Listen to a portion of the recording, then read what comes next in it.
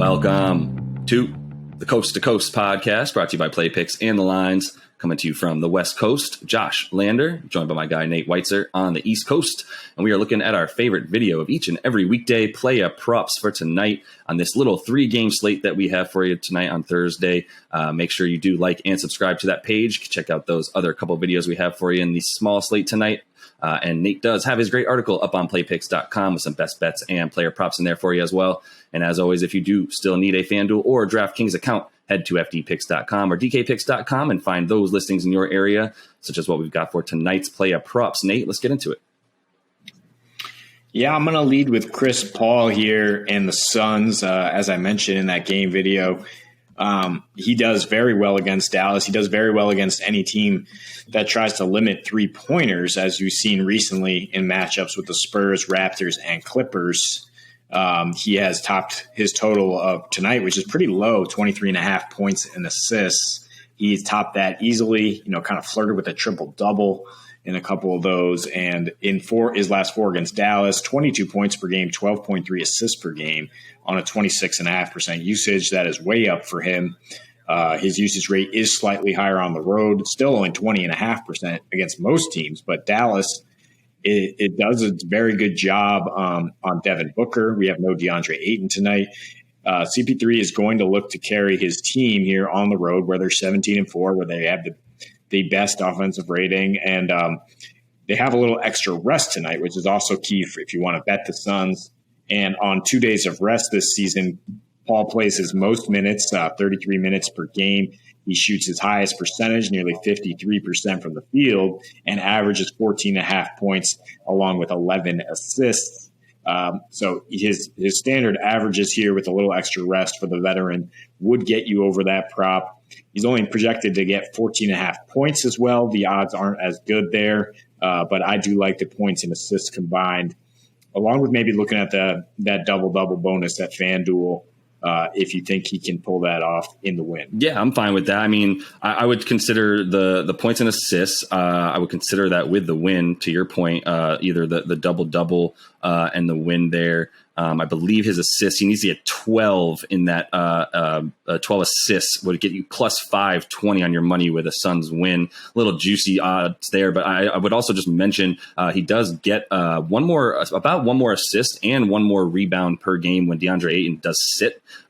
He actually scores one more point per game when DeAndre Ayton's playing. But either way, I would consider throwing the boards in there when he gets over 5 boards a game this year when DeAndre Ayton does not play. So, if you add his boards, they're saying about 4.5 would get you the point, rebounds, assists combo. I love the points and assists as well, but I would definitely not shy away from adding the rebounds if you like that as well. So I'm going to move on to a guy who was very successful for us recently, Evan Fournier on the Knicks as they take on those Pellies.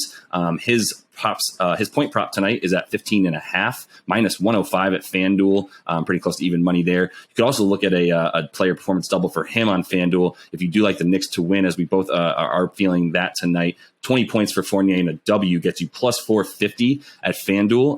I would consider it. I do like the 15.5 points a lot. You look at what he's done at home as of late, 21 points per game with about 4.5 threes made in his last 5 at home, including that incredible performance against the Celtics that we saw not that long ago. And when he plays versus New Orleans, scored 16 plus in 7 straight versus them.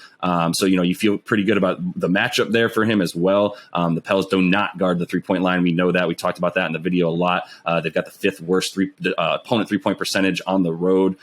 So you consider Fournier, that's where he's getting the bulk of his points. He's the guy I would feel pretty good about tonight because of those threes and because of where New Orleans defense is the weakest. Lastly, there's no Derrick Rose tonight.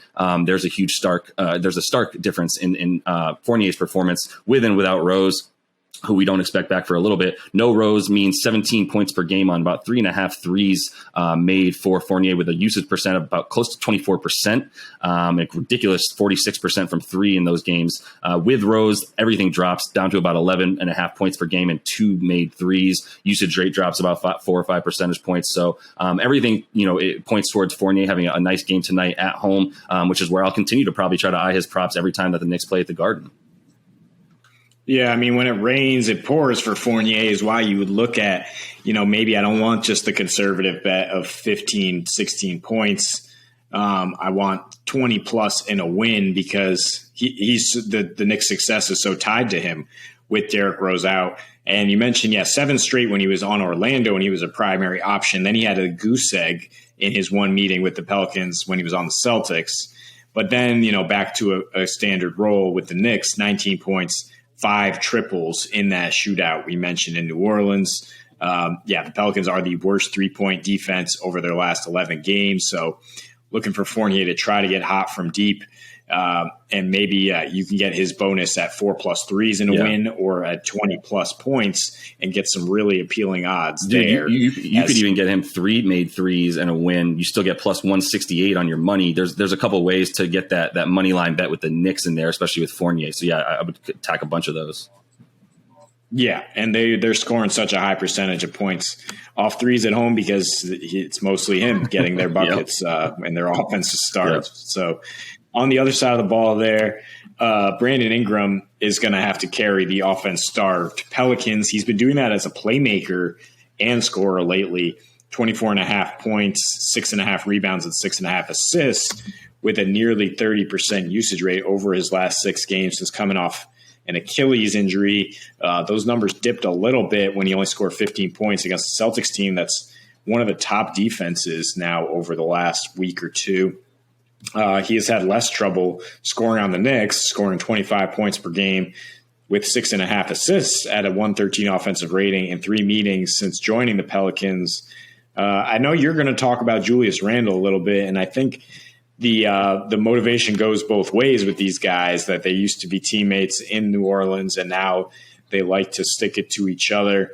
At just 22.5 points, I think I feel pretty good about that for Ingram. When you add the assists to 27.5 points assist, the odds are much worse, I guess, because he's been distributing so well lately.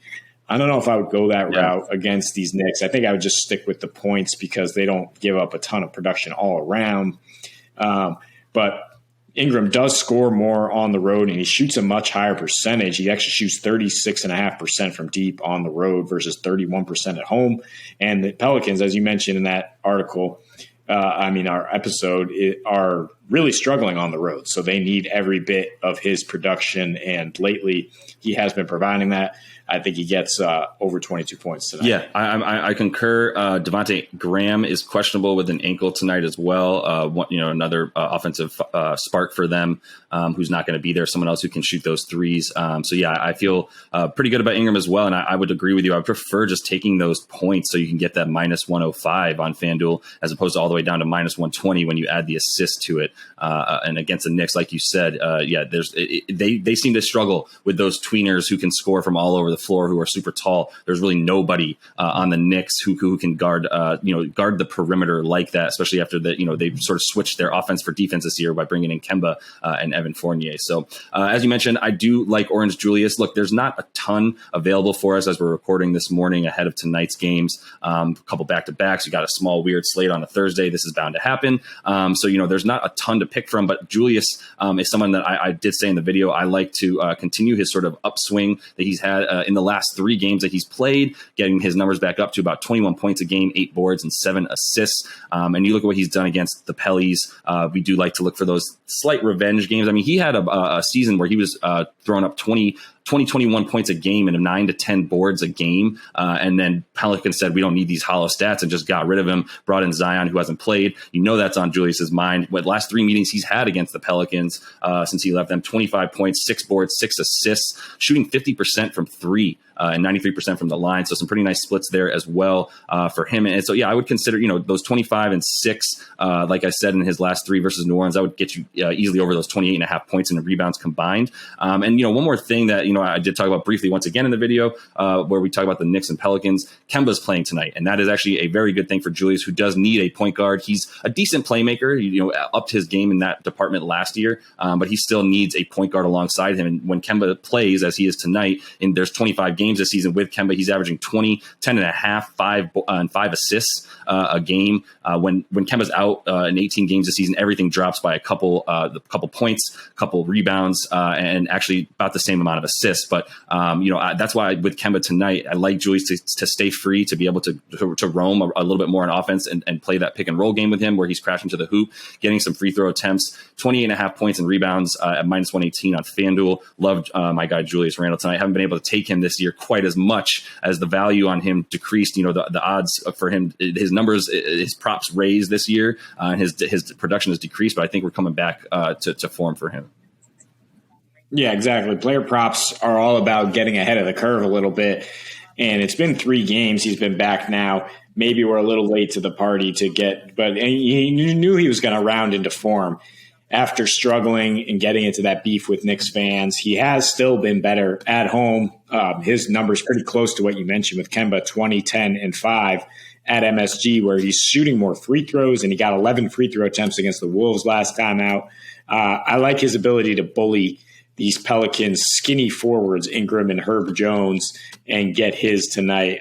So I will also ride with you on that. Yeah, 100%. And Valanciunas will have his hands full with Mitchell Robinson tonight. So yeah, I think Julius Randle freed up against all the other guys on New Orleans is a very good bet tonight. So that is all the time we have for today. We will look to stay super hot with these player props. Hopefully you've been riding with us since 2022 started, where we are about 15 units up for you and sitting really nicely above 500, about 38 and 21 on this 2022 season in the NBA. So make sure you do like and subscribe to that page. Check out the other couple videos we have for you today. And until we see you next, happy betting.